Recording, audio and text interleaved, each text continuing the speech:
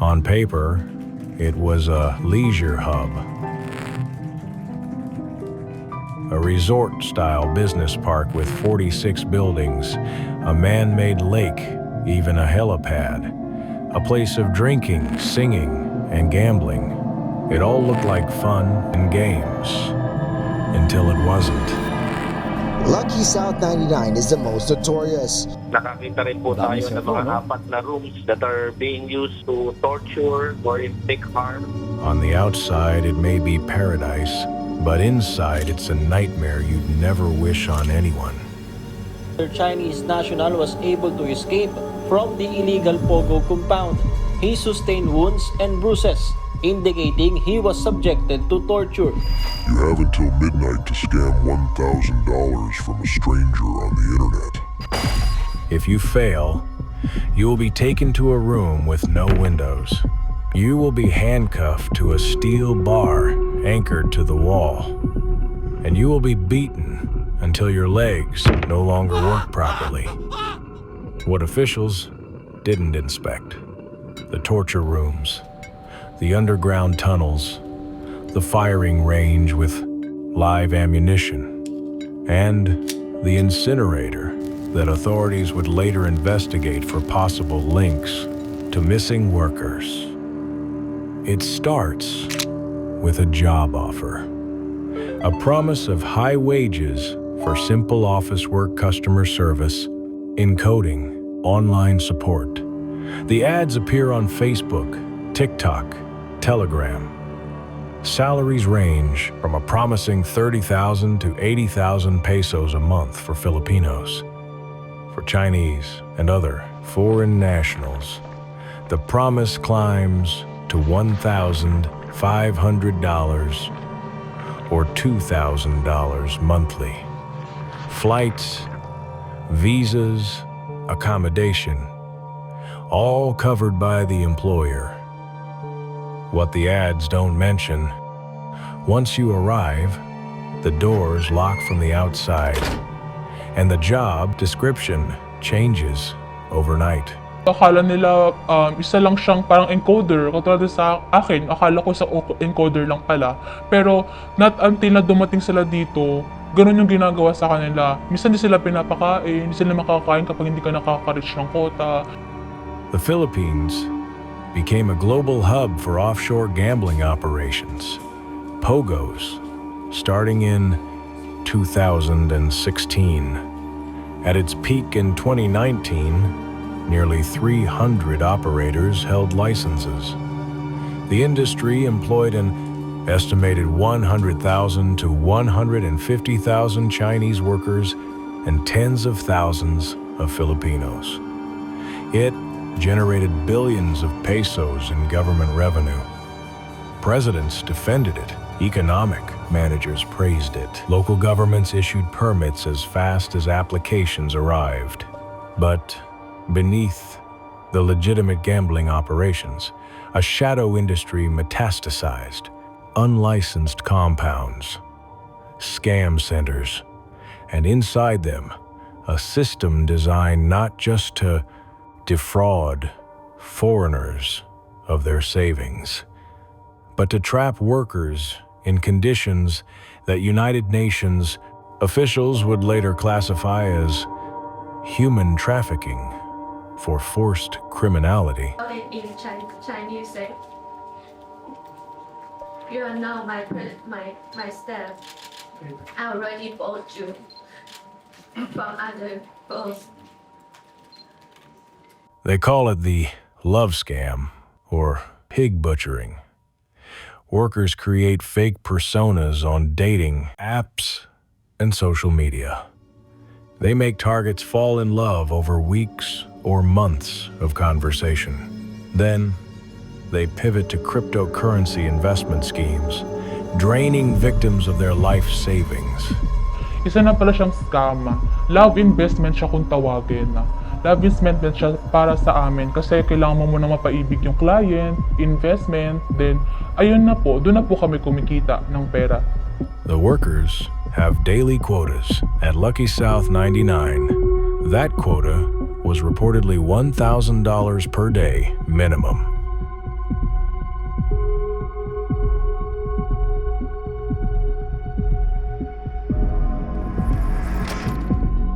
for those who meet their numbers, life inside the compound is merely imprisonment.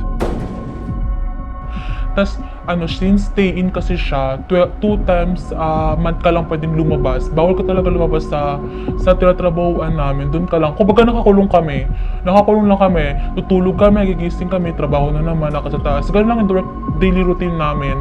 Workers describe being allowed outside only twice a month. Armed guards patrol the dash perimeters. Movement between buildings requires permission, but confinement is the least of their worries. As workers walk to their stations each morning, they learn to keep their eyes down. They step past bloodstains on the stairwell walls. They see the metal rods leaning against door frames. Yung pag-akit namin, kailangan lang namin maging bulag sa pag-akit sa office kasi may kita namin mga dugo na yung mga office namin. Meron doon isa siyang pamalo siya, parang pamalo ng mga alpa yung mga gangster, mga ganon yung siya kahaba. Tapos nakita kami mga baril sa gilid. Kailangan mo lang magsingbog, parang wala ka nakikita. For those who fail their quotas, or for foreign nationals whose paperwork has expired, there is a designated space for punishment. Workers call it the dark room. The torture documented inside Philippine pogo compounds follows a systematic pattern. It isn't random cruelty. It's a business enforcement mechanism. Physical methods include beatings with baseball bats, metal rods, and retractable batons. Electrocution using tasers or improvised devices, leaving burn marks around ankles and limbs. Cigarette burns pressed into skin. Victims handcuffed in stress positions to steel bars, anchored to walls, sometimes for days. Makikita ko pinapasok sila sa dark room. Yung tinatawag naming dark room is isa siyang kwarto. Ikukulong doon yung Chinese, ipoposas, makikita mo na lang pinapasok siya ng sigarilyo. The cruelty extends beyond physical pain. Papainumin ng alak pero gamit straw. Marami akong nakita ko. Nakikita ko siya pag nandun na hahagisan niya ng ashtray yung kapwa niya Chinese, pero wala kang magawa eh. Workers describe forced intoxication victims made to drink until they vomit or lose consciousness. Starvation and dehydration used as leverage. Sleep deprivation across 15 to 18-hour shifts. And for women who cannot meet their quotas, the job changes again. They are forced into prostitution. Iyak sa akin na babae kasi ang recruit kasi sa kanila is CSR model. Pero after 3 days, nag-iiba yung trabaho kasi nga hindi nila kaya yung humarap sa computer ng ganun. Inu-ofera na sila ng mga Chinese doon na mag-escort ka na lang, mag-ano ka na lang.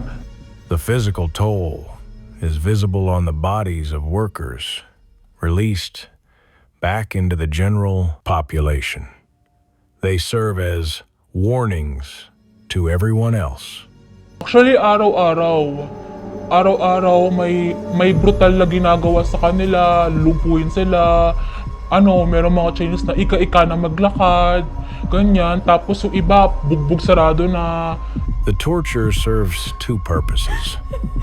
First, discipline, ensuring quota compliance through terror.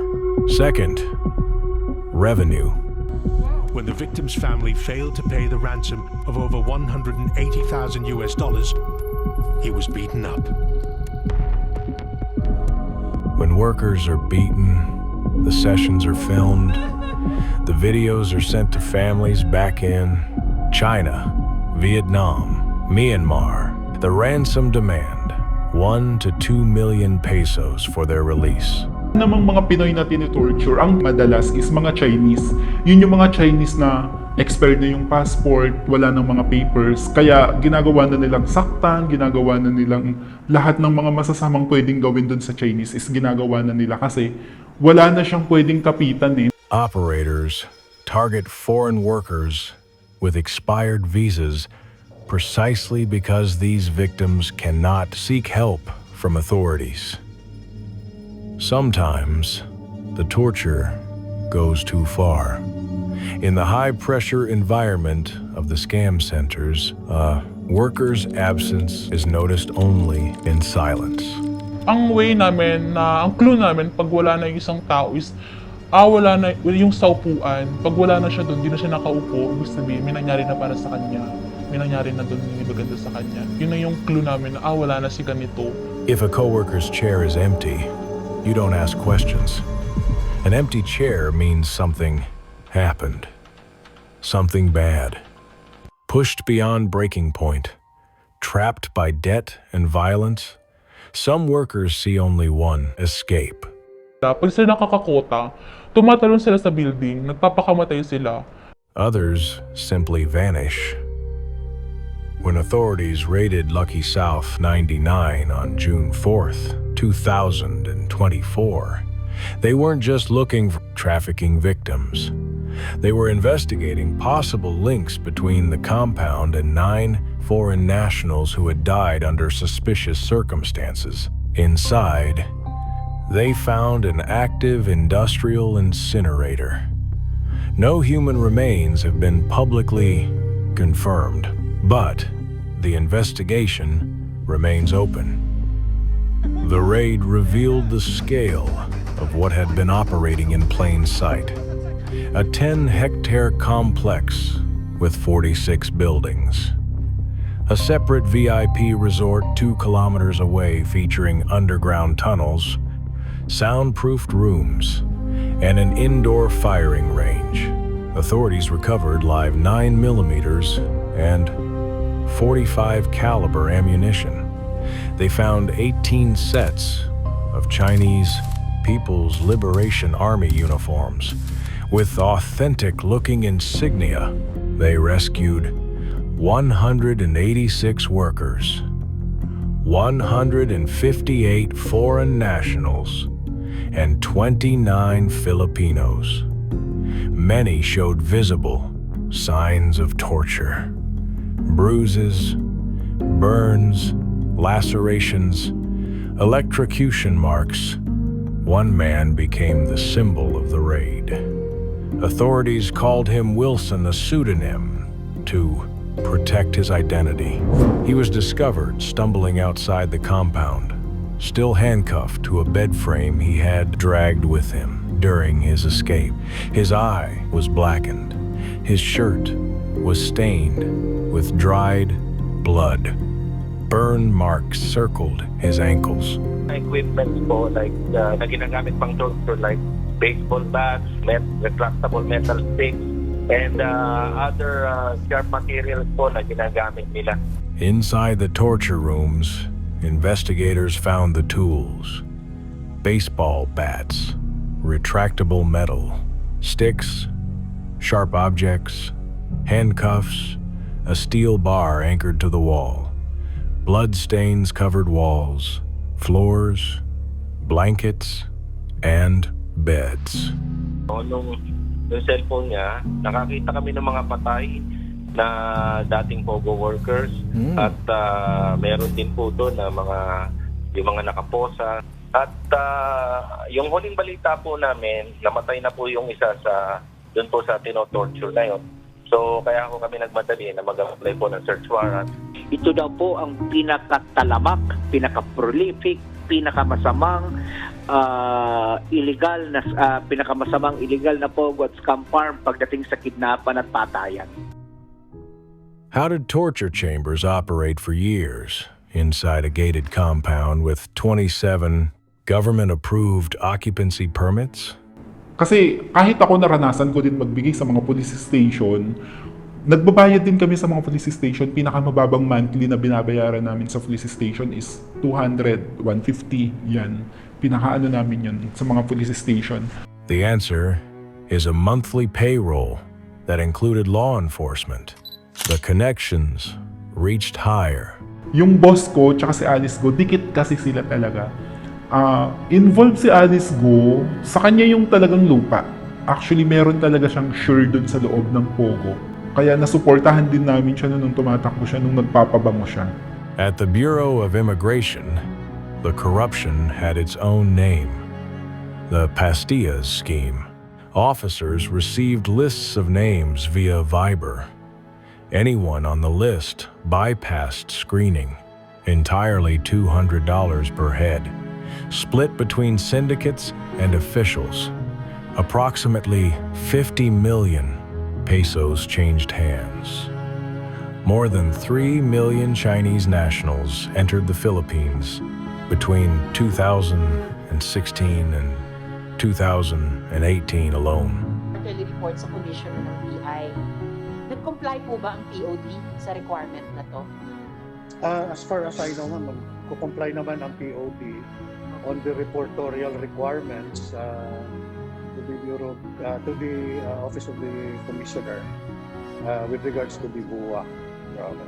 But they forced me to work for them. They always say that they have a protector behind them, who is government people. So I think even I run away, escape, they will still find me and show me. The protection wasn't just passive.